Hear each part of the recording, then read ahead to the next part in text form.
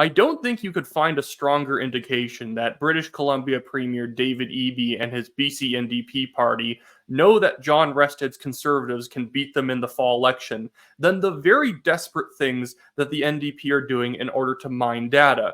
They know a lot of people in the province do not like them, so they need their data lists to be as full as humanly possible to find more voters to market to, because their current base of people are really only voting for them because they assumed that the BC NDP were going to win. And as more people figure out that the Conservatives are a viable option, they are quickly migrating. That's what happened to BC United. Once people knew that the BC Conservatives were a real thing, they all left. And now there's a lot of NDP voters who are blue collar, who line up far more with the style of John Rested, who are wondering why they'd ever vote for this random protester who happens to be Premier David Eby. But right now, the NDP are currently using the relapsing cancer diagnosis of their former leader and premier, John Horgan, to mine data to email people. It's pretty disgusting. They're doing this whole, tell John Horgan you're rooting for him. He's a fighter for us, so we want to cheer him on in his latest battle with cancer. And, I obviously hope that John Horgan recovers. He's a good guy. I wouldn't have voted for him. I'm a conservative. But, he's a more populist NDP guy who doesn't absolutely screw over the working class through higher taxes on everything, higher crime, drugs everywhere and whatnot, the way David Eby does. And right here at the bottom of this page where you can give them your information, it says, the information you share with us may be used to keep you updated about this and other BC NDP activities in accordance with our privacy policies. And their privacy policies pretty much just read, we will use your data for whatever we want. I'm going to go off on a limb and say that you're mostly not going to get emails if you sign up onto this list about John Horgan. You're probably mostly just going to get emails asking for money or to, forget about all the terrible things the BC NDP have done in the past because, hey, we have a bunch of big bloated new initiatives that aren't going to help you, but they sound fun and sparkly. And so what I want to now jump into is just one, how much this demonstrates that the BC NDP knows that they're in a vulnerable position. It doesn't matter that they're ahead in most of the polls. The problem with the NDP right now is they're relying on what we call soft support. People who thought, like the last election, because most people don't really clue into what's going on in an election until the writs dropped and it starts coming on the news a lot. So most people are still saying to pollsters, I'm going to vote NDP because they're still thinking in the frame of the last election between the BC NDP and the BC Liberals, two parties that are effectively interchangeable. But when John Horgan was running the NDP, they were considered a much better option than the BC Liberals under Christy Clark or whoever the leader was in the last election. I think it was still Kevin Falcon. It was still Kevin Falcon. Oh, goodness, they're still running that guy. It's sad.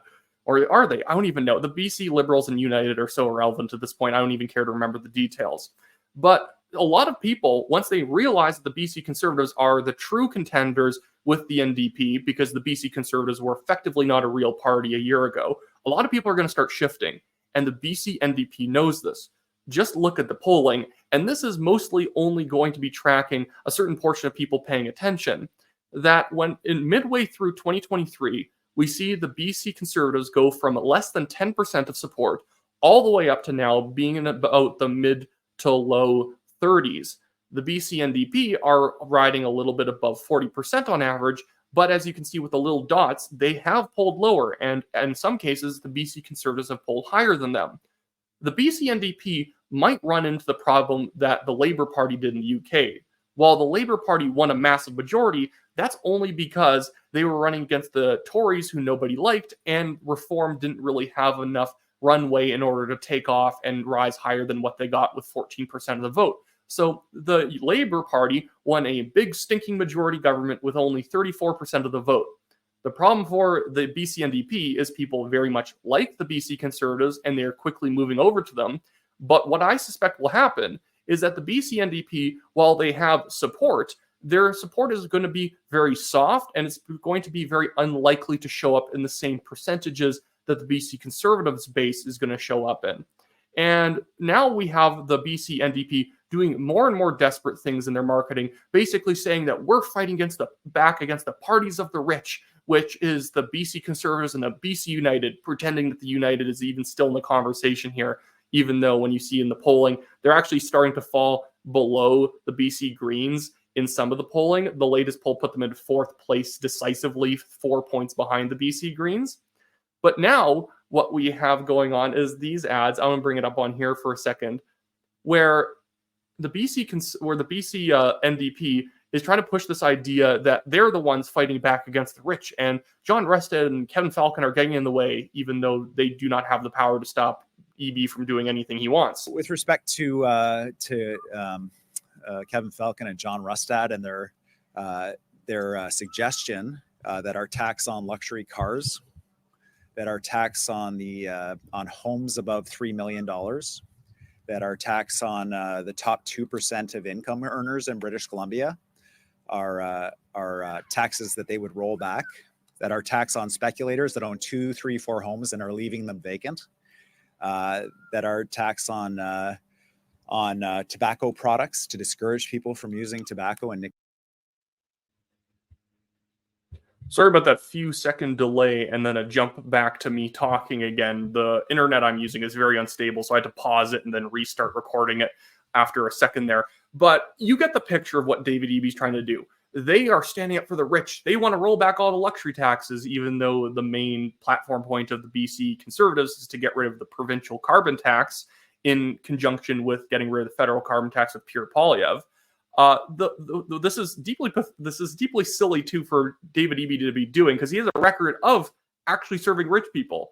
And in general, I think that we should be reducing taxes on everyone for any reason possible. There's really no tax that exists outside of tax on cigarettes that I think are necessary to have at higher rates. But David Eby's trying to now play the populist hero that somebody like Wab Kinew is trying to do in Manitoba, but Wab Kinew is an actual skilled politician, so he can pull it off, where David Eby can't, because everyone knows who he is. He's a protester in the premier's office, whining and crying at anyone who doesn't accept his agenda. He doesn't actually care if you're rich or poor. As long as you're with him on certain things, he will serve you. And that's why we have stuff like this happening. BC Hydro to offer rebates for solar panels, battery storage. So now the BC government is going to pay rich people tens of thousands of dollars back in tax credits if they install very expensive solar panels on their homes or storage batteries on their properties that store solar power. This is something that is obviously meant to please upper middle class BC residents who supposedly David Eby is fighting back against. He's going after the top 2% of earners and making sure that they can feed hungry kids, which he talked about a little bit later in that clip. Because, supposedly it's the rich not being taxed enough, and that's why kids are going to school hungry. Not because he's been the premier for 3 years now, and previous to that, John Horgan was the premier for 5 years, and things have gotten very unaffordable because of their poor performance during COVID, because of their raising taxes all across the board, their backing of Justin Trudeau's federal environmental regulations and taxes on all stuff like that. It's funny how he's been in power for a long time and people are worse off. Affordability is worse than ever. Kids are going hungry, but that's John Rustad and Kevin Falcon's problem, I guess, because John Rustad hasn't been believing in David Eby enough, like he's Tinkerbell, believing that if David Eby just taxes rich people more, everything can be solved. Because the way David Eby frames this is that, everything would be great if the opposition was just on board with what we were doing. You guys have a big majority. You can do whatever you want. And somehow that's still not enough to get anything done that's productive. And the reason behind that is he doesn't actually care to get anything productive done. He is an environmental crazy and an anti-cop weirdo who somehow became the premier of a province and is now in re-election mode trying to pretend that everything that he did in office was actually John Rustad's fault, elect even more NDP MLAs, and somehow we will be able to reverse all the problems by raising taxes even harder. These people know that they can lose. These people have way too much soft support. I would suspect that 2/3 of the BC NDP voters are swayable towards any of the other parties, the Greens, the United, or the Conservatives. Whereas the Conservatives, if you're voting Conservative, maybe like 10% of BC Conservative voters could be swayed to a different party. But I really doubt it. You don't usually jump on board with a new party if you're only, sort of tipping your toe in and you're not sure if this is the party for you. The BC NDP is running off the legacy of John Horgan, and that's why they're bringing up his cancer relapse in order to mine data, because people actually like John Horgan. Fun fact too, John Horgan hates David Eby. John Horgan thinks David Eby's a twit.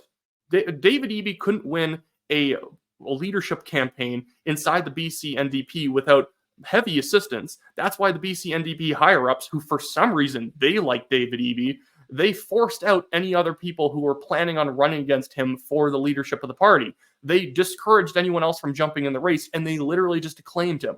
This guy who looks like he should be running for student union president at UBC became the premier just simply because the BC NDP said, let's have a hyper-progressive run the province and let's see how that works out. And now we have more needles on the street than ever. Crime's higher. Education quality is going down. Healthcare quality is definitely going down. John Horgan is not flying back home from Germany, where he's the current ambassador. I think the ambassador for Canada or whatever. He's not flying back home to BC to get his cancer treatments. He's staying in Berlin. It's not just because of his love of the job. It's because he can actually get healthcare in Berlin, in Germany. In British Columbia, wait times to get a knee surgery are like 63 weeks. It's the worst in Canada. Getting a cancer treatment's even going to be worse. It doesn't matter who you are. You can't get up in front of the line because, one, he kicked out all the unvaccinated nurses and doctors. And then, two, David Eby also just decided that, who cares about actually increasing capacity? Let's just keep spending on stupid drug programs rather than actually expanding real healthcare and incarcerating people selling drugs. So let's actually have the government become a drug dealer. Well, that should be it for me today, guys, though. If you want to donate to the British Columbia Conservatives and you live in BC, I will have a link in the description below for their donation page. I will emphasize, I live in Alberta, so I can't donate to them. Anytime I've been involved in a campaign or wanted somebody to win a race, even when I have not had a lot of money, have donated sometimes thousands of dollars to a campaign to get it off the ground. If you guys have the capacity to give $100, you get a 75% tax credit back in BC. I am not paid by the Conservatives to promote them. I am not paid to get you to donate to them. I am merely promoting that you donate to them because if you want to pay lower tax in the long run, you want better education for your kids, you want lower crime, you want all of that good stuff, at some point you got to donate yourself and not expect that somebody else is going to donate on your behalf.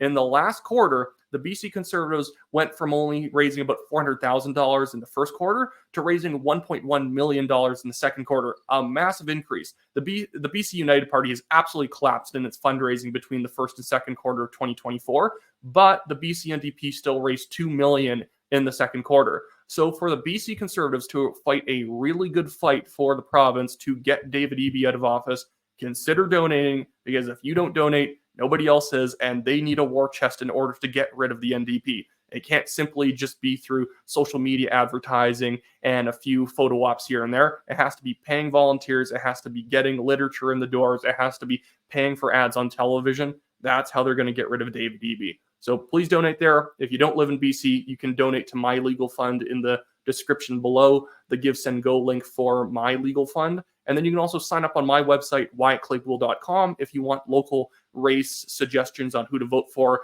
nominations, both provincially and federally, as well as different parties you can get involved in. It might be that I basically never email you because you live up in the Northwest Territories. I don't have much to say about the Northwest Territories, but this allows me to reach out to small groups of you guys. So if I know about a nomination race going on in, let's name a riding, I guess, let's say Yukon or whatever, and there's 4 people running and you want a suggestion, and I go through all their bios and check out who's good, who's not good, and I can say, well, this is how I would vote. Or people can even email me in suggestions at Wyatt at WyattClaypool.com, and I can then share that with other people in your postal code area so that you can kind of unify and collectivize around actual good conservative candidates who are going to make real change. Anyways, that should be it for me today, guys.